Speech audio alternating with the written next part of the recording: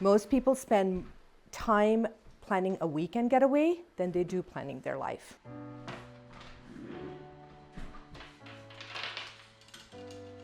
A lot of us, me included, put some limitations on ourselves.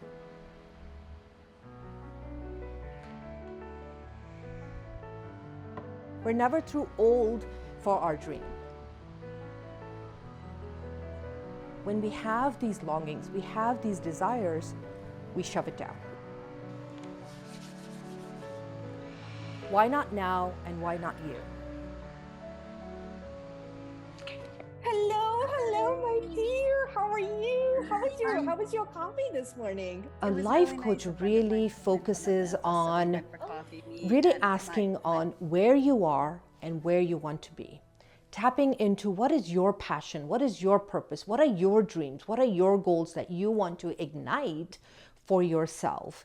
Because when you are in the frame of your life, you're not able to see it for yourself. You recognized the thought that was coming up or the feeling that was coming up, and you took a bolder step and you created that for your life. My coaching sessions I do via Zoom, and I am starting back to go in person, doing in-person one-on-one coaching.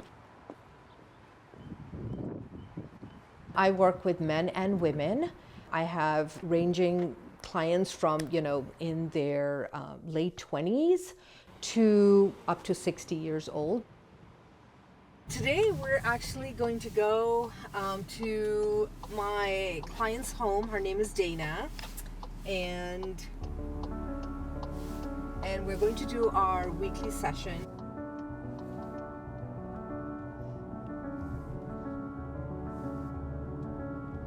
For the past 2 weeks, we've been working on forgiveness.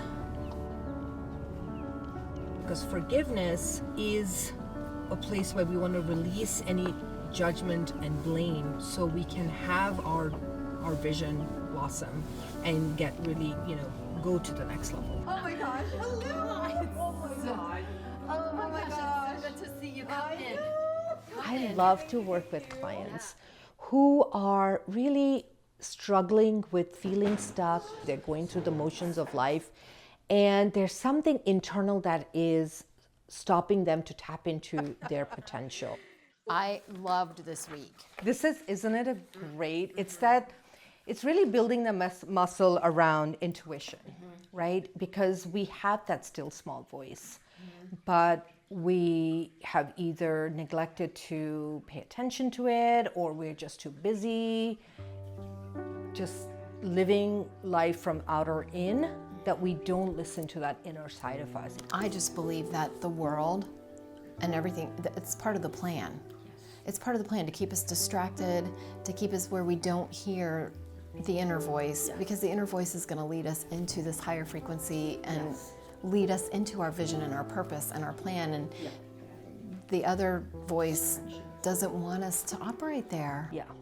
Well, and that's why it's, limiting social media, limiting the TV, because those are the external forces. When we absorb that energy, I have lessons that I take them through in a systematic way, because there's an art and science of creating transformation in our lives. We're on this is lesson 12, right? Week 8. Yeah, lesson 12, right?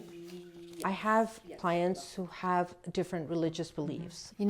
There's scripture that talks about Jesus actually. All the scriptures and all the teachings that are in all of the religious books have deep meaning. So it's extracting that and helping them to apply it towards their life. Before I started working with you and tapping into this power. I mean, it's there for the taking. And I'll tell you, the best part is when they have a breakthrough. Oh my gosh. Dana. I was sitting in the chair. I was like, how can I text Rajika right now? How can I when we meet on our sessions and they share that this is what they noticed in their relationships, this is what they noticed with their clients, that is like, it's magical, because not only they are lit up, they're just so enthusiastic. It just touches my heart, because that's why I do this. the collective experience are going to bring so much more. The life you're holding in your hand is yours. What message would you love for me to receive today that will serve not only me but everybody that I'm going to touch? One thing I love about Dana is that she is such a student of the work. Like, we learn a principle, we learn a tool, and boom, she implements it. And the breakthroughs and the aha moments that she's having is because of that. Because I can provide the tools, or I can provide a way for them to shift their results, but until they pick up those tools and principles and really apply them, nothing will change. The whole journey of dropping our last one off. I know. And seeing I have been happily married to my amazing husband for 30 years. We met through a mutual friend. I have two older daughters. One is 26, one is 23, and my son just turned 18. I think jokes of my husband and I had grown apart. We were drifting because life got busy, and we put that relationship on hold. And so really was trying to figure out what I wanted to do. Where was my relationship going?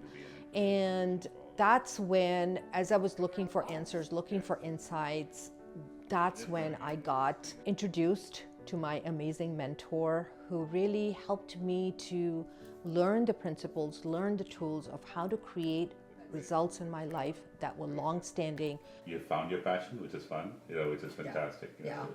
Being a life coach is tremendous. So. Yeah. Either one, whatever. I'm good. How are you? Good. Busy with the kids? Yeah, today's a crazy day. I do my monthly workshop. It's called the Vision Workshop, Power of Vision, and really helping clients or prospective attendees to get clear on their path of life. I'm going to ask a question. If you all were living from a vision and nothing was going to get in the way for you all, what would be happening in your life right now? Hi, I'm Anita. I've been in the process of writing a book for a long time. And there's a lot of challenges that come with being a writer. I'm a consultant professionally, but it's always that thing that, ideally I'd like to finish this, and then all those other things get in the way. And then, 3 months go by and you're like, man, I wonder if I would have finished 3 chapters by now. Hey everybody, my name is Cam. I'm not from Virginia, I'm from Maryland, the far superior state on the other side. What the workshop is doing is helping people to identify an area of their life where they might be having a challenge. My question to you, Holly, is what would you love to do? What if it magnitude you want to do it at? We so often get caught up comparing ourselves, I guess is my point. Yes. It's all very inspirational on a certain level, but at the same time, you end up comparing yourself, and I think that can be a thief of living your, Right, the comparison does come up and it shrinks us. Like, oh my gosh, mine is not big enough, mine is not great enough, right? And we shrink back, but then we want to go back to saying, what is it that I want? What is it that I want? And lean more to that question. I can't answer those big questions because I need to take care of the little stuff first.